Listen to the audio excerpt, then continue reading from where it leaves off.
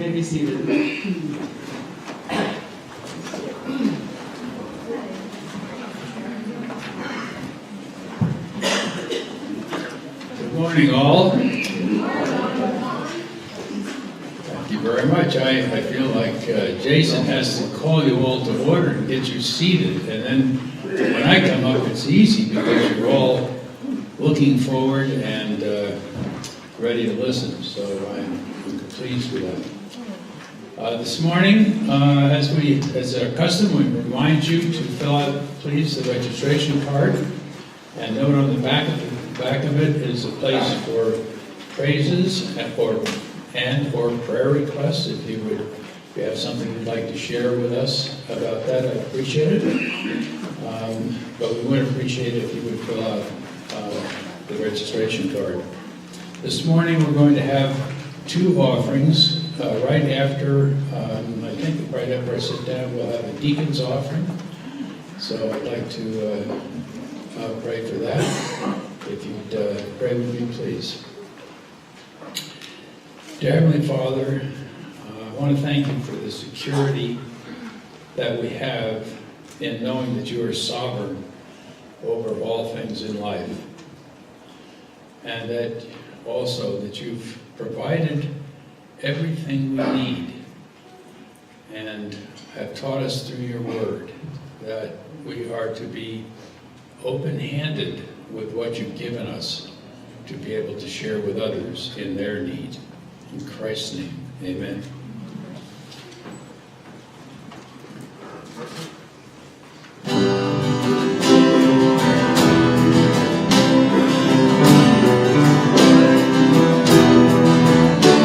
Immortal, invisible, God only wise, enlightened, inaccessible, hid from our eyes, most blessed, most glorious, the Ancient of Days, Almighty, victorious.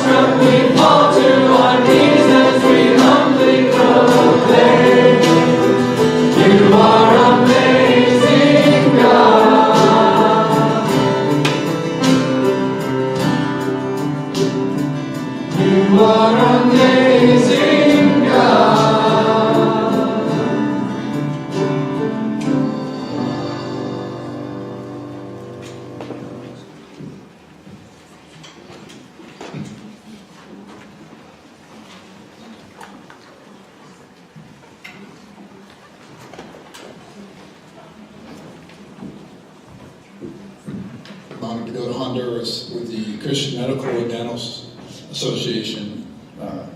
It's kind of special because it was, my brother leads this trip, so I got to go with my brother on a mission trip that I've been asking him to go on. He's been going for 16 years, and I've probably been asking for 15 of those years to find a seat, but he finally found a seat for me. So, let's see if I can get this right.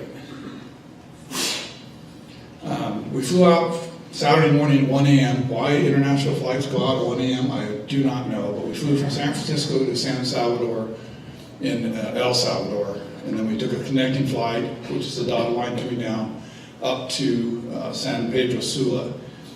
The flight was interesting. We were just over Mexico City. I was watching the in-flight map of where the plane was.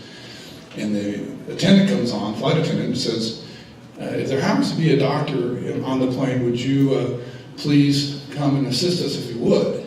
And I'm thinking to myself, well, that's really lucky because there happens to be 7 doctors on this plane. So I reached over and nudged my brother who was sitting next to me and said, hey, Bob, they need a doctor. So he gets up and kind of shakes the cobwebs out because he was sleeping, starts down the aisle, and there's 3 or 4 attendants sitting around this gentleman, and they get talking, and he wakes one of the other doctors up, and they start working on this guy, and I'm thinking, well, this is not good.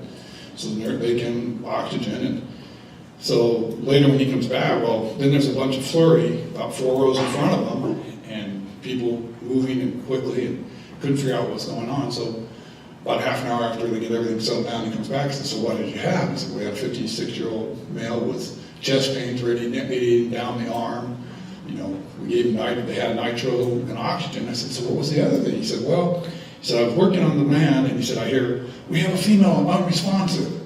He said, I turn and I see one of our nurses laying this lady down in the middle of the aisle, so they get her on oxygen. He said, it wasn't for about 4 or 5 minutes until I realized it was one of our female doctors. She had fainted. So our trip kind of got off to a real start. Knew it was going to be a fun trip after that. So anyways, on the map you can see a dark red line. That's the bus trip, 2.5 hours to a small town called Santa Barbara. And that circle on the map sort of shows you where we went. We've spent 5 days doing clinics, about 45 minutes. The shortest was 25 minutes, the longest was 45 minutes by bus to get to the villages. This is a picture of our happy group there. To give you an idea, there's 7 doctors, 1 dentist, 3 nurses, 2 pharmacists, 27 med students, and 5 of us that I call extra workers. We picked up down there 3 Honduras dentists, 1 Honduran doctors the first day, and then on the last day we had 4 Honduran doctors. So to give you kind of an idea of what our day started out, we get up at 6:30, we had breakfast at 7, we made our lunches, and we were on the bus by 8 o'clock. If we weren't, Rafael, the Honduras leader, was on the horn of his pickup truck honking his horn at us. Like, get on the bus, we gotta go, we gotta go. We drive out to the village and go to a local school. All 5 days of our clinics were at local schools. This is typical of what you see, a gated, fenced-off school. Cinder block buildings, wasn't expecting that, but that's what we cinder block. Had no window, had window openings, but no glass. Everything was steel barred with screens over it, and big metal doors for their entries. Of course, it was most of the days other than Sunday, the rest of the days were school days, so actually the school would be going until we got there, and then they would release the kids. So while we're trying to get in, they're trying to get out. It was quite fun sometimes. Every morning we'd open with a word of prayer at the site. The gentleman standing there with his head down on the podium, that's my brother Bob. These were our evangelists, Honduras evangelists. The one man gentleman with the hat was Eduardo. He's the pastor of a local church, and every day he'd come with us, and the people would have to go through an evangelism session, ranging from 10 to 15 minutes, and then they would be sent to us.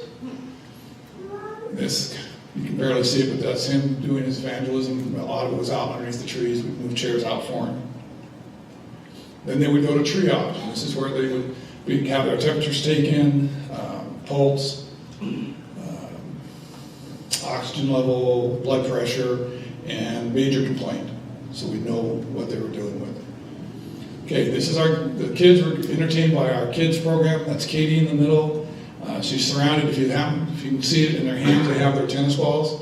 I have to tell you, I know when I stood up here and asked you guys to give me slightly used tennis balls, you all scratched your head. So did I, until I saw the first day when she got absolutely swarmed when she opened a suitcase full of tennis balls. The kids were like, it was like candy to them. They just couldn't get them, she was trying to give them one at a time. They were trying to take 3 or 4 at a time. And they played with them, they kicked them, they threw them, they bounced them off walls, kept them very much entertained while their parents were waiting in line for us.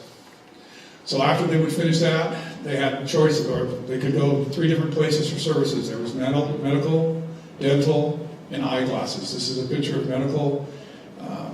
Each student, there was 2 to 3 students assigned to a doctor. The students would figure out what was wrong with the patient. They would come up with their idea of what was wrong, and then they would present to the doctors. This was a chance for first, second, third, and fourth year med students to actually get on-hands training, not in a hospital situation with 15 or 20 students doing it, but hands-on, 2 to 3 to a patient. It was fun to watch them grow. The first day there was nerves. They were going, you could see them going through the checklist, A, B, C, D, E, F, G. By the second day it was like C, F, E. They were bouncing, they were getting it down. They were, a lot of them didn't speak Spanish like I don't, but they were learning words throughout the week so they could ask questions. They had an interpreter, or we had a few students and doctors that could speak. I took this picture because one of the things my brother stressed really hard to him was, when you get done with a patient and you're sitting there and you say, is there anything else I can do for this patient? And one of the things he mentioned to him was, yes, there always is one thing else you can do, and that's to pray for him. And in this picture, one of the doctors was praying for this gentleman before she started to talk to him, but just to empower. And it was fun to watch because most of the doctors were Christian, about half the students were, half weren't. Beginning of the week, the students were reluctant to lay hands on and pray. By midweek, most all the students, even the non-Christians, were laying their hands on and praying. It was really, really neat. Well, I forgot to mention in the morning at breakfast, we always had a devotional before we left. This is the first story. I don't know if you can tell, but you can see it. Well, it's better up there than mine. This lady is 27 years old. She was born this way. Both her feet are clubbed in like that. She lives with her parents. They put her in a small tri-wheeled motorcycle with a cab on it, and she came 45 minutes from her house to the school. The young gentleman named Chris went out and picked her up. The taxi cab driver just honked his horn at the door, and we're all like, what's going on? Why is this guy honking? So they went and look. So Chris volunteered. He went and picked her up, and he carried her, triage. They passed it to evangelism, and the pastor said, no, this is running through. She went to medical and eyeglasses, and then he carried her back there, and then she went home 45 minutes back to her house. We had people traveling by foot anywhere from 45 minutes to 2 hours to get to the clinics. We saw a lot of patients. They saw a lot of patients. My job was traffic control. I moved people from one spot to the other, got them in lines, got them sitting down. A lot of diabetes, a lot of asthma, really sad. The other thing they did a lot of was cleaning the ear canals out. A lot of blocked ear canals. There's stuff came out of the ears that you wouldn't believe, and I'm not going to tell you about. This is dental. There was 4 dentists in there. They did everything from cleaning teeth to extractions to actually, and I wish I had got the photos, and I didn't, they actually rebuilt a person's mouth. They cleaned up some teeth and built teeth for her. It was so bad. They had one gentleman come in, had a big abscess in there. They thought they were going to send him to the hospital on one of our buses because it was so bad they thought it might be going to sepsis. But they ended up pulling 5 of his teeth and then getting in him and making sure the jaw was clean and wasn't infected, and then felt when he left that he had a good chance that he was going to recover from it and not end up in the hospital. They worked hard all day. The doctors were seeing between 200 and 220 patients a day. The dentists were averaging 30 to 50 patients a day, between 4 dentists and then teaching the students. They were hopping all day. Eyeglasses. Now this was the one that touched my heart because the people would come in and we only had 2 choices. Were we correcting for distance or were we correcting for closeness? And the one that touched my heart was this little old lady. She came in and she sat down in the chair, and they were asking her, and she told them it was close. And So they handed her the Bible, and she says, I can't read. And they said, well, but you can at least look at the letters. Can you see the letters? Can you see? And she kept trying glasses on. She finally put one on, and she goes, oh, words. And the translator's talking for us. And so she asked her, okay, why are you so excited? She goes, well, I sew, and it had got so bad I couldn't sew anymore because I couldn't see. She goes, now I can go back to sewing and making a little bit of money. That's how she made her money. So we provide, like I said, watch them light up when they got glasses and they can finally start seeing or reading again. What's really sad is most of the people there above the age of 12 to 15 don't read, the older generation. The schools we were at were 45 minutes, like I said, by bus or 20, out from Santa Barbara itself. That's where the middle schools and high schools are. So unless the kids are willing to walk that far, they don't go to school after 6th grade. So it's a very subsistence living in Honduras. They grow coffee, sugar cane, corn, bananas. Those are the 4 big. This is pharmacy. We provided a lot of antibiotics, drugs. So the doctors would write prescriptions. They'd come out of medical and have to go to pharmacy to get them filled. So the students had to do a tour.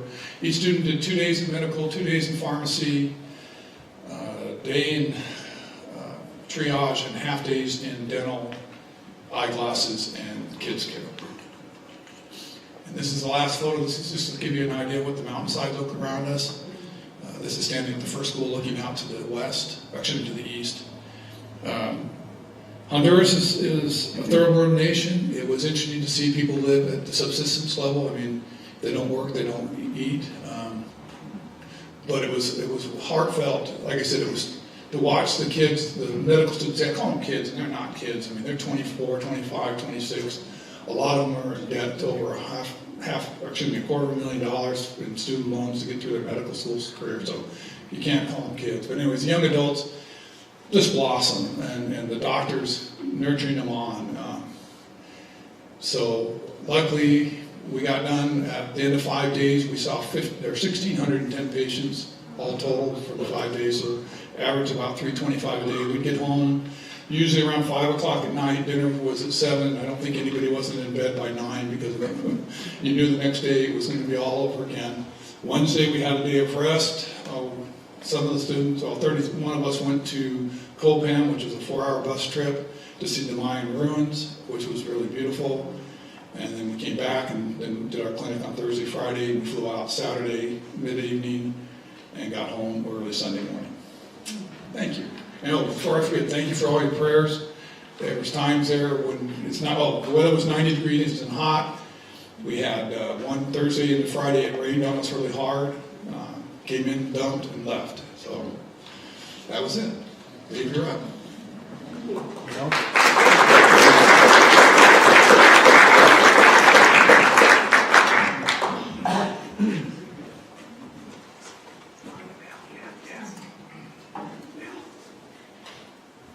going to go ahead and sing a couple more songs together. So why don't we go ahead and stretch our legs, stand up a bit. One of the amazing things that I think about whenever we get these mission trip reports is how amazing our sovereign God is and how He orchestrates things and just the amazing miracles that you can see. I mean, on the medical trip there, I mean, I'm sure these people had no hope of ever having their medical conditions dealt with, and then this group comes in and it's a miracle to them, and so. Just amazing to see all of the wonders that God has that we can see, especially in this picture of His creation, but also in His care for His creation for us. So let's go ahead and worship God for His amazing wonders.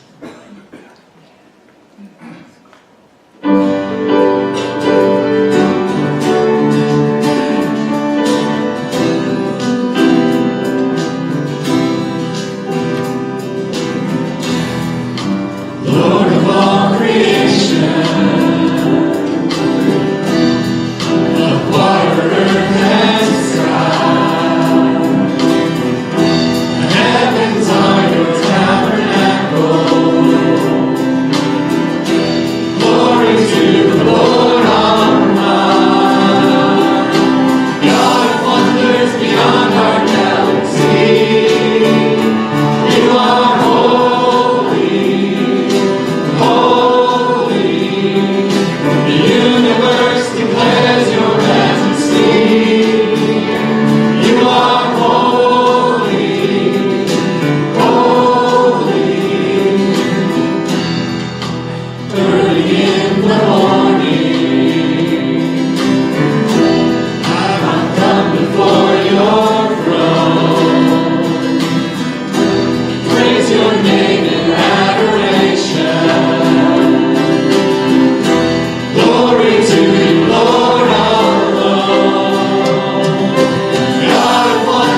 beyond our galaxy. You are holy, holy. The universe declares your majesty. You are holy, holy. Lord of heaven and earth. Lord of heaven and earth.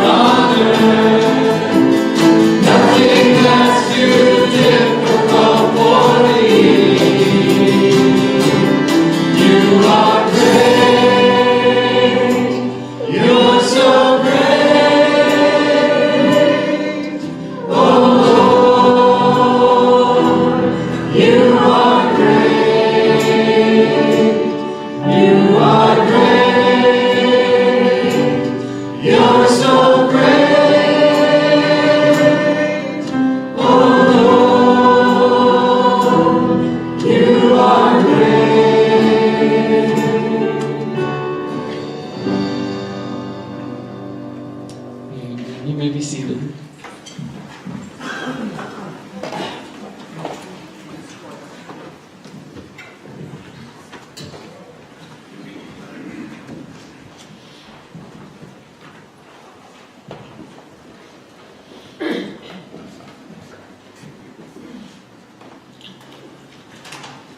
Well, the first thing I want to do is just to thank you for your unbelievable support of this children's home in Mexico.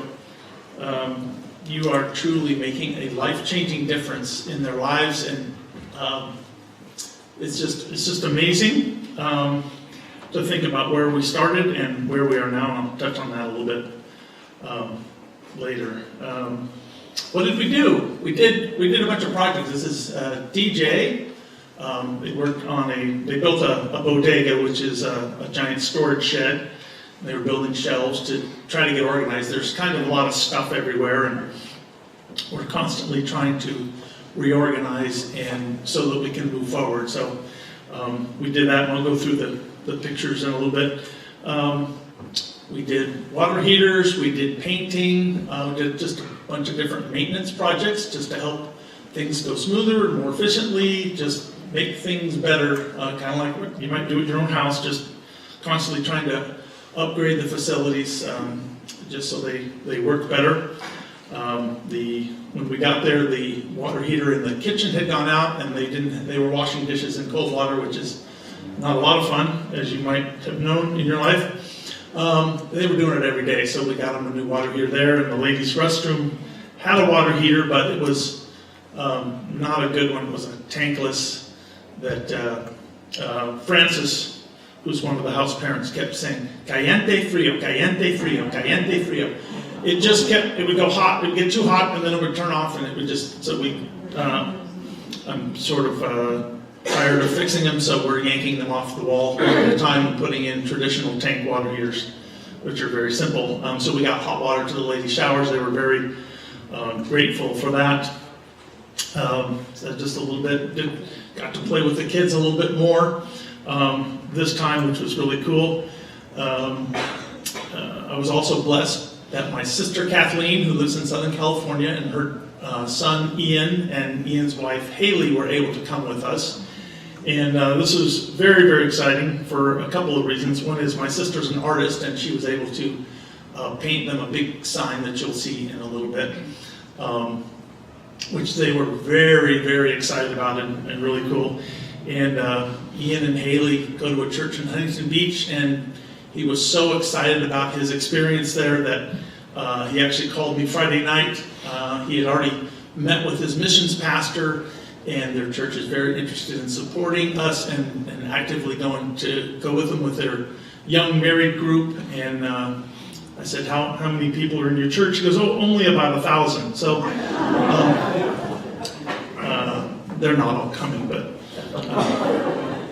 anyway, that was just very exciting. One of my prayers has been since the beginning that it would begin to thrive. When we first started, when we first went down there, Israel and Milena were given the property, and instead of getting perfectly organized and getting everything in order, they decided just to open and serve children.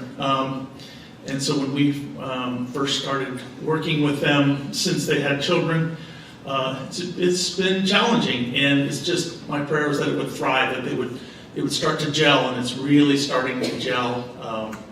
Churches are getting involved. We had a meeting. There was a couple of guys from Oregon that found us through Facebook that flew down and met with us and stayed for a few days. Their church wants to be involved. So it's just starting to come together, which is just exciting to see them thriving like they are. And one boy in particular that I want to just highlight, his name is Kareem. He's 4 years old, and my wife pointed this out to me when we first went there she went a year ago. Kareem had just arrived. He was 3 years old. He didn't talk to anybody. He just looked down, and he was the saddest little guy. And I did not know his history, But you could imagine, he ends up in a children's home at 3 years old, that his start wasn't too great. And to see him there, smiling, laughing, running around, playing with the kids. I was working up at one of the houses, and I just saw him and a little boy named Gustavo and Victoria, who are all about 4 or 5 years old, and they were just sitting on the porch with like little horses, little plastic horses, and they were playing farm or something. I don't know what they were playing because I couldn't understand them, but they were having a absolutely grand time just to see the transformation just in his life. And I'm going to run through these slides and just make a brief comment. I'm going to look this way. We have really cool back there, but I can't see that far. This is just some coloring. I believe it's hard to keep them all straight. I believe this is John, or it might be Paul. This is my friend Roberto, who was the caretaker for years. He came back for a visit. I seem to be excited about that for some reason. I always wear my Giant stuff because most of them are Dodgers fans. This is my niece Haley, and his name is Elijah. In Spanish it's something else, but I can't pronounce it. I've tried 25 or 30 times and they just laugh every time I try and say Elia Ehim or something. Playing basketball, that's my nephew. The tall one is my nephew Ian. And just got to play a little basketball, and he really got to interact with a lot of the kids, which is really cool. We had a side trip. This is the Lost City. It's a homeless encampment near the dump, which is the most sobering thing you'll experience in your life, or at least for me. They were it was pieces of plastic and cardboard and pallets that were their homes. That was rather sobering. There are goats there now. The first morning, Ken walked out of the bathroom and said, I had to chase goats out of the men's room to use the facilities. I said, welcome to Mexico. And this is Ugo on the left there, and that is Paul on the right. And DJ made a lot of friends. And look, right in the middle is that little Kareem. And this is Israel and Elena and with the sign. And they were just overjoyed. They were really, really cool. They said they wanted a sign with their name on it, with the 3 crosses on the hill, and the sun coming up to signify a new day. And then 3 little children walking up the hill. And of course, all the little kids all were pointing to different ones and saying, that's me, that's me, that's me. It was pretty cute. And on the right is Ugo and Francis, the other house parents. My niece Haley pointed out that these are real life heroes. They have, we lose track, but 6 or 8 children in their home living full time, and all from some pretty tough backgrounds. So you can pray for them. They are our real life heroes. There's just a little closer picture of the sign, and we got to have a little bit of fun.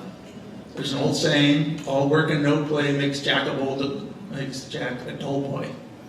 So we got to do a little bit of writing. Someone donated this little ATV. And there's Becky, and that's Gustavo working on craft. They were making, I can't remember. That's my sister Kathleen, and that's Victoria on the right, who's at this point the only girl. There are 15 children there. But there might be 3 more girls coming very soon, so she's excited about that.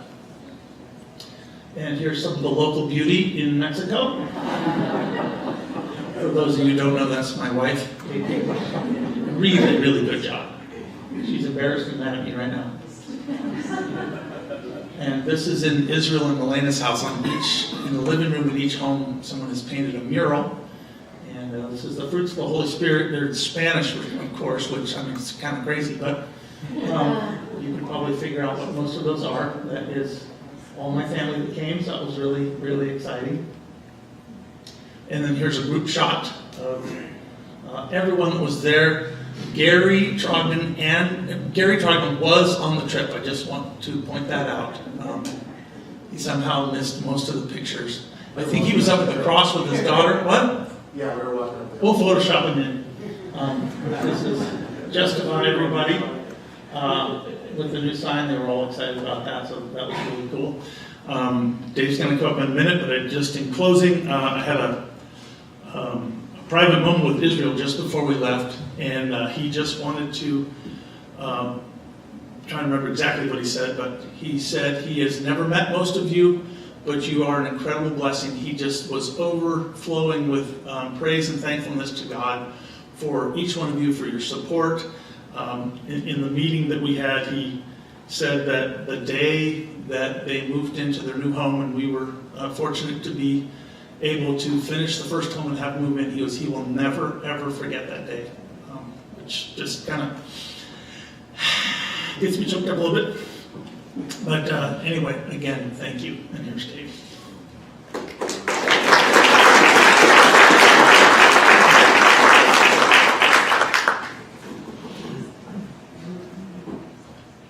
So me and Brenda didn't compare notes before we talked, so he talked about most of what I could have talked about. But there's still more. And the kids have been at this location for just over a year now.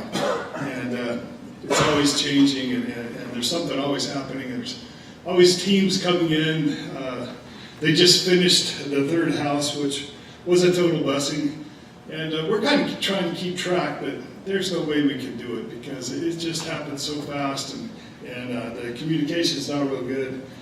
But it is a blessing to know that so many people's hearts are moved to help these kids. And one thing that I'd like to communicate is, and I can see it clearly from the visibility that I have, is that this church has been a really big blessing to these kids last year. Many of them come out of very bad situations, and Brendan was talking about 3 young girls that are probably at the site right now that were being abused. Their parents were taking their hands and putting it on something that was burning their hands to discipline them, and they had terrible burns all over their hands, and they were about to be removed from their family.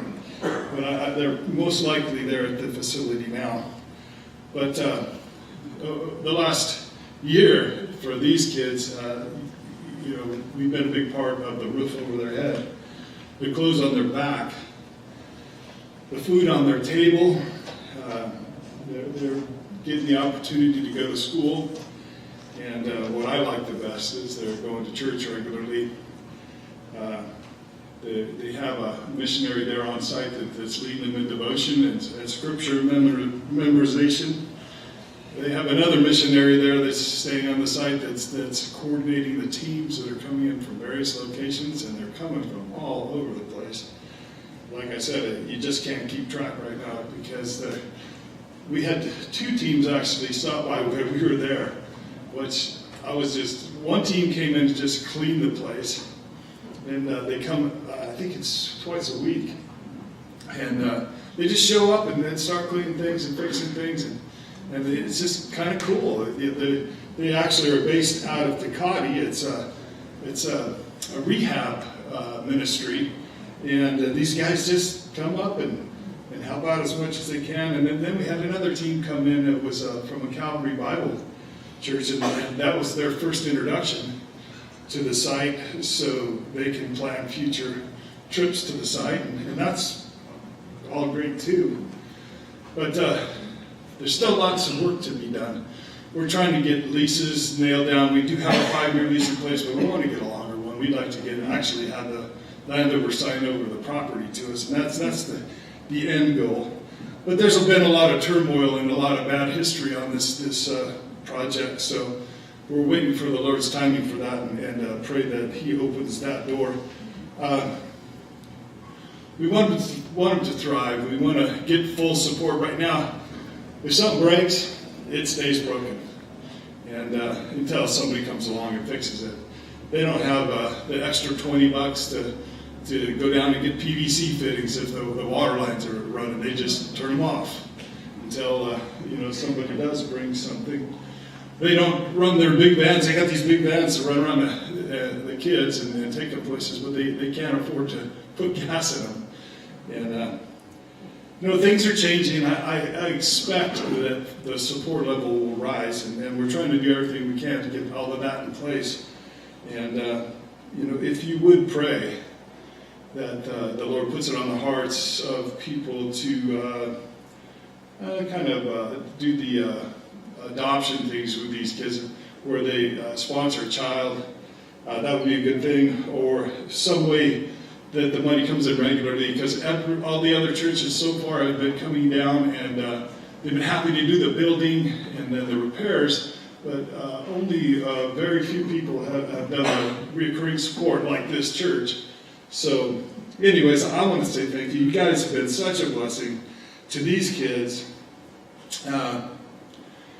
with everything that you've done, and we need prayer. We need prayer for the site. We're hoping that everything comes in, and we want to see God touch the lives of these kids and them thrive and grow and be productive adults. And that's all I got to say. Thank you.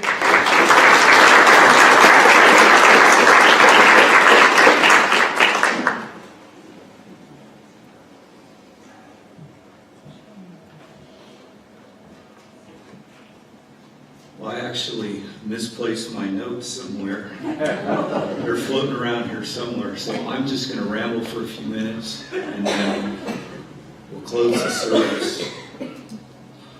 No, that's not. Those were Sunday school notes. Thanks, Roger. A couple things that I want to bring to your attention. One is how blessed we've been as a church family to be a part of this ministry. A large church, and somebody came in and built 80% of the facilities, and then right before it was time to bring children in, they walked away from it.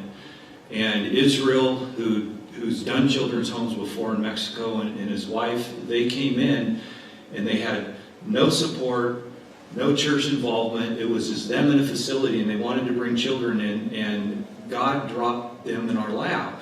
And it has been a tremendous blessing, and over time, in the last year and a half, we've been able to see what God's plan is for us in this. And it's a unique role. We are the ones that God decided, for whatever reason, to take care of the legal issues, the lease, the nonprofit status, all those things that needed to be taken care of. We were the ones, by God's design, that were able to provide monthly support so they could bring children in. I don't know, 16, 18 of them now. How many, Brandon? 17 children right now. And for whatever reason, God has decided, He decided that this church would do that. As Dave said, there are quite a few churches involved, but for some reason, and I can't fully comprehend why, for some reason, a lot of churches are willing to bring groups of people and work on the facilities and build things, but we've been the only church that has provided monthly support for the children. And so for the last year, there's been a few individual gifts, but the support for these children that have been there have basically come from Grace Bible Church. And Israel, when as we were getting ready to leave, Israel came to me and he had tears in his eyes, and he said, Ken, he said, I have no words. I have no words. He said, but thank you, thank you, thank you, thank you, thank you. And tell your people, thank you, thank you, thank you. He understands. He's seen churches come and go and build and all that. And we've come in and said, Israel, what can we do? What do you need? What do the children need? What needs to be done so that ministry can happen? And he's just very, very appreciative. It's been fun to watch how God, in His timing now, just in the last few months, is beginning to orchestrate some things so that other people that want to be regularly involved in the ministry in other churches are starting to come forward. As Brendan mentioned with his nephew's church and the church up in Oregon that sent some people down, People that have said, you know what, we think we might want to be involved like you guys are on a ground level, involved in the regular support, involved in decision making. There's some people that God's brought that are able to set up the whole system of sponsoring a child who have done it before. One of the guys from the church in Oregon is very close with a young man that lives down in Mexico who is going to head up a lot of that kind of stuff. And God is just, it was so neat sitting at that meeting our first night there when people came together and to see how the Lord has brought different people from different places together to work together so that this ministry could happen. And it's just another example of the great orchestrator that God is and how he puts on people's hearts that don't even know each other in the same ministry and brings them together so that it works. And so it's a real exciting time right now. We were concerned a few months ago because we can't continue as a church, can't continue to be the sole supporter of this ministry. And to see the Lord putting things in place now for that to expand and the base to broaden is really, really, really exciting. So as you pray, pray for Israel, Milena, Hugo. What's Hugo's wife's name? Francis. Other people there. Hector, he's a facilities guy there, and he's a great guy. He didn't have a lot of money to work with, but boy, he can do a lot of things with duct tape and baling wire, and he knows his stuff, and he's a good guy with a great attitude. God has brought a great team of people together there. He really has. And right now there's 17 children, but they have room for about 40 when it's all said and done. And in the Lord's timing, those things will happen. But pray for support. Pray that God would bring other churches and individuals and give them a heart for the ministry. And they would be willing to financially support. And pray for the people there, for the people ministering. Israel is my age. He looks older than me because he's had a tougher life. I cannot imagine having 16 children that you are responsible for that have come from difficult circumstances, that have a lot of issues. And we go and leave. We go for a few days and you play with the kids and you have fun and all that. He stays and his wife stays and these people stay and they minister to these children day after day after day after day and do it with great hearts. Pray that God would sustain them, that they wouldn't get burned out because they have invested in these children and they're not. Anyway, pray for them. So a lot of things you can pray for. A couple other things I want to make you aware of, and Jason, if you could turn that off at this point. A couple other prayer requests that we don't necessarily want going out over the internet with the rest of our service.